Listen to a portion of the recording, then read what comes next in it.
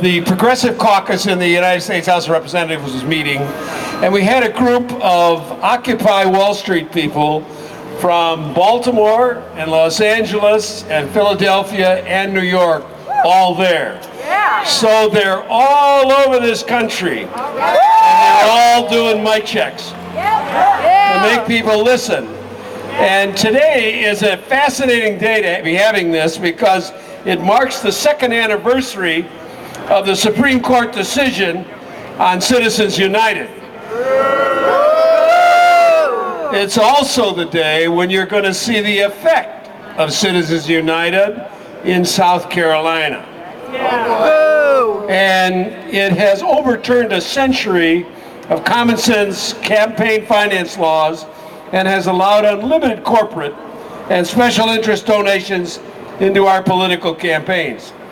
Two years ago, these gentlemen over here, the Supreme Court unleashed the floodgates of corporate money on politics in this country in a way that never has happened before. They must have gotten paid under the table. And its corrupting influence is going to be seen in this campaign more than any in our lifetimes. Even this lady down here, I forgot, I didn't catch her name, but she's 99 years. Even in her lifetime, it's never been this bad.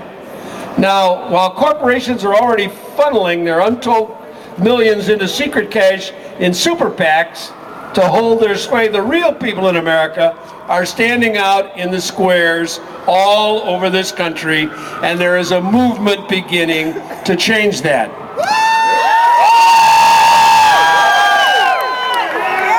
They are gathering everywhere from the Marble Plaza across from the Supreme Court and to city halls and state houses right here to Westlake Mall. The notion that corporations have the same First Amendment speech protections as people is absolutely wrong. Corporations are not people. They don't attend our schools and breathe our air and drink our water, and corporations can't vote in our elections. So how can they be people? Right on. But the court in Citizens United ruled that they have the same free speech rights, meaning they can spend as much money as they want to blow your eyes out on television and make you unload your mailbox every day with tons of mail, because they've been given that right by the Supreme Court. And it is absolutely corrupting the entire process. The result is that concentrated wealth, now known as the 1%, has been given an even larger megaphone to speak and shape what's going on in elections. Just think for a second. In 2000, the corporate tax rate was 27% higher.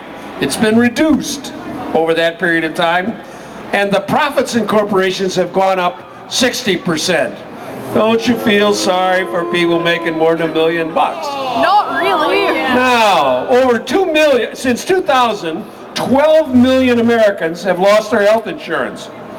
Since that time, 12 million Americans have slipped from the middle class into poverty. Now, what kind of America do we live in? What kind of America do we want to live in? Not this. What has happened to the concept of the common good? I don't know about you, but I believe that the common good will take us much further than the corporate good. What's good for Citibank ain't necessarily good for you and me. That's right. I can tell you. And what can we do about it? Well, we can wait and hope the Supreme Court will reverse its decision, but that can't be the center of what we think about.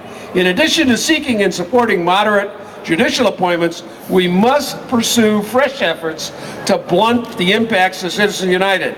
One possibility is a constitutional amendment that would overturn this rule and take away their personhood, if you will.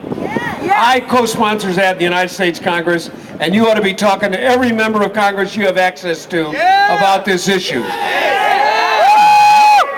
It is something that will save this country if we can take it back from the corporations. Now, another passage Another piece of legislation is the Disclose Act, which requires the disclosure of the legal but abusive forms of secret super PAC financing. I'm a co-sponsor of that act as well.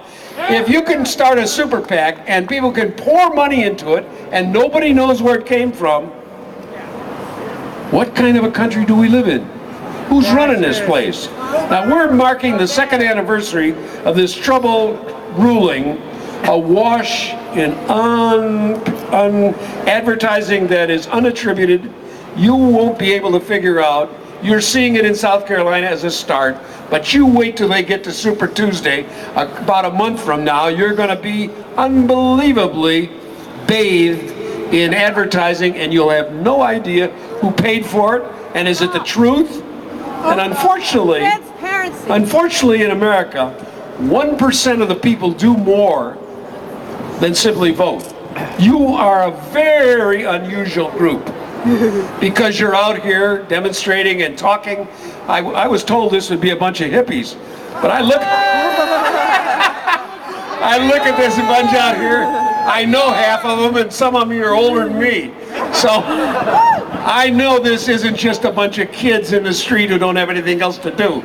There's a lot of people here who know what this society's about, have participated in it, and this is going to change this election if we get together and work. Last year in Washington State, for the first time, you'll have to navigate super PACs. And the only antidote to that is public financing. And just think about this for a second. I'm running for Congress. I'll probably get about 150,000 votes. If every one of those people gave me $10, that'd be $1.5 million. Wow. Way more than I need to win. But the fact is that if you were to give $10 or 15 or whatever to the candidates you care about, pick them out and give them that kind of money. Some people say, well, $10 doesn't mean anything. It's nothing.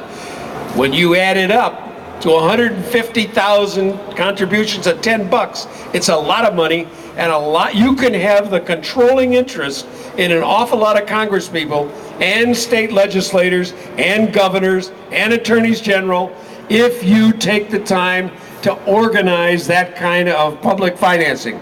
Now, I pledged my life to fighting for the common good. I can't see any other reason to be in public office except to push for what affects the people on the bottom. The people up there in that building on the top floor, we don't have to worry much about them. They'll probably be able to take care of themselves. I don't think Mitt Romney is going to miss a meal if we don't have it. We tax somebody above 250,000, or if we lift the cap on Social Security. If we lift the cap on Social Security, the whole thing would be financed for the future. Why should people like Mitt Romney have a holiday on his Social Security after he gives tax? Well, he doesn't even pay any because he's living on unearned income. That's what investment income is, unearned. Earned income is what you get in your paycheck, and you pay Social Security, you pay Medicare on it, but he doesn't.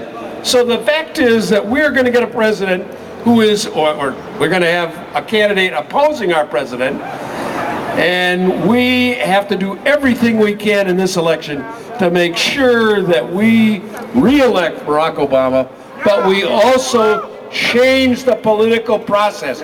We got to take the money out of the process. You can't let only rich people control this country. It will never be fair. The inequality, the social inequality, the economic inequality will only grow if we don't succeed in this election.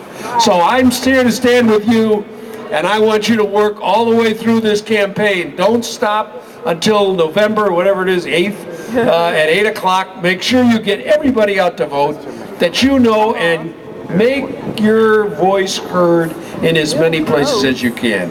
Thank you. Mic check.